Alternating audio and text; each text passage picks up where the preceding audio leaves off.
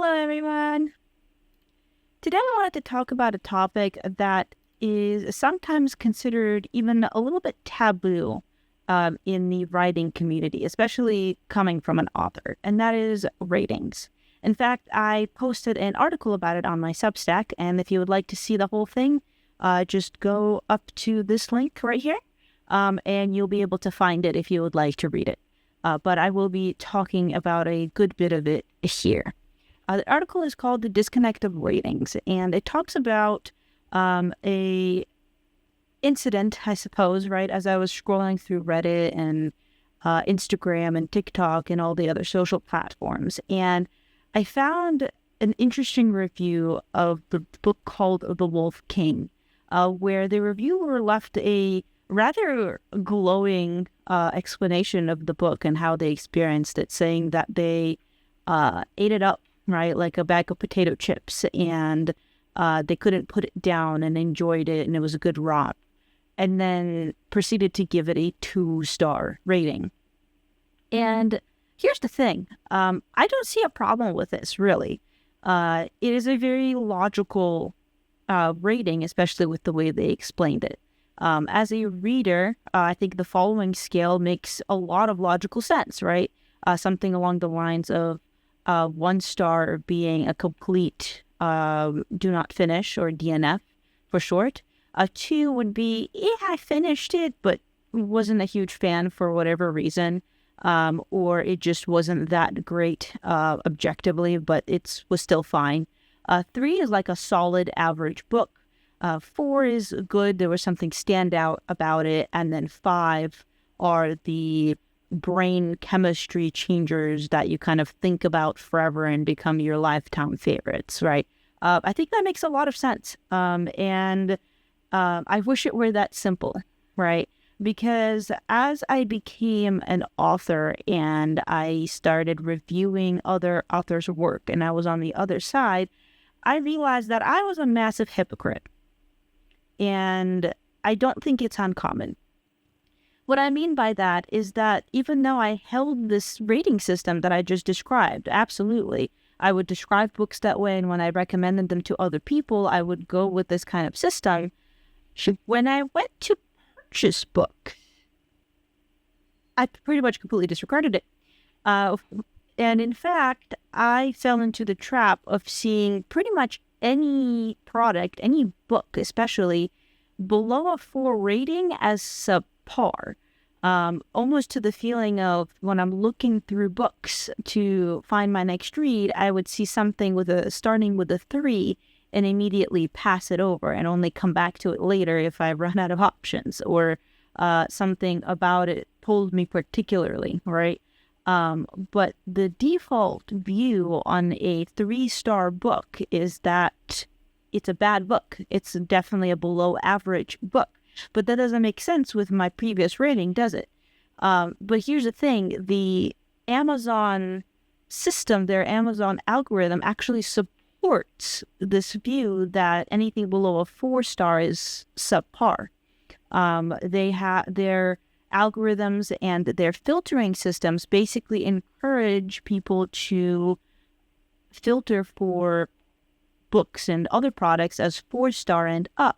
Their advertising guidelines recommend only advertising for products that are 3.5 stars and up. And even their pushing of books through others like this lists and others, things like that, which are extremely important for authors to organically find their audience on the platform, become substantially hampered whenever a book falls below that 4-star threshold.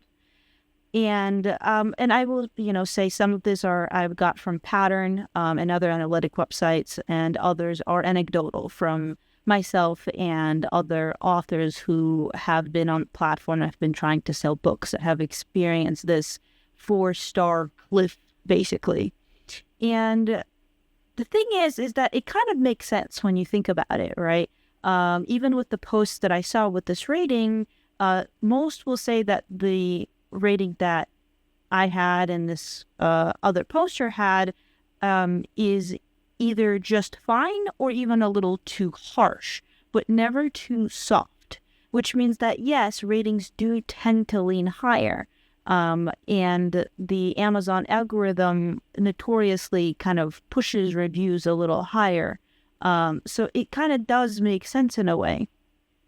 But it still causes this issue where if I am a reader of my own book and I give it a 2-star review because I find that it's, just fine, I'm actually setting up this author to fail because there's maybe people to whom this book is good, right? They may, have a much better time with it than I did, but I have just lowered the visibility of this book. And my rating system has dramatically switched since then. I follow more of a system where everything starts at a 4 rather than a 3. And anything that falls below a 4 has to answer the question of, is there something poor enough with this book, right, that is so egregious that I think this book should be less seen, that this author deserves to not have this book pushed to other people who might enjoy it more than I did. And that's a very different question, right? And I do think it's still in the realm of being helpful to readers, right? I don't think I'm contradicting that statement because, right, if I am, as a reader, want to help other readers, a particular book might not be for me, but I still want people who might like the book to find it. And I do think that it's something to keep in consideration that I haven't had the view of before. So I guess that is to conclude. I think that if we, as readers and writers, have a very different view on ratings, and that isn't necessarily because, as an author, we want to protect our book babies and we feel slighted by bad reviews. I actually think that is not the case at all. I mean, yeah, sure, a little bit of that may be involved, but there is jokes in the author community about, everybody gets their first 1-star rating and first 1-star. And, it's held as a celebration because it's a milestone that everyone will have. And we all walk into the industry kind of knowing that and being aware that that's something that we're going to have to deal with. And if the authors that aren't they don't tend to stay in the industry for very long. So I actually don't think that most authors hold this kind of resentment towards their readers. I think it's more about the fact that we worry that even if one person didn't like it, we worry that a poor enough rating will dip us off the cliff so that the book has less visibility to be found with readers that may resonate more with it. And whether or not that's a question that you want to consider or not in your own ratings, in your own ARCs or whatever, is completely up to you.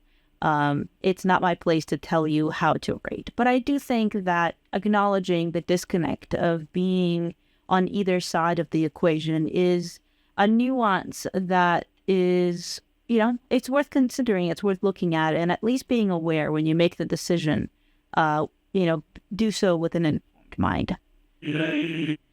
Well, that's pretty much it. If you want any other details or you have any questions, do let me know. Thank you very, very much, and I will see you next time. I have people on.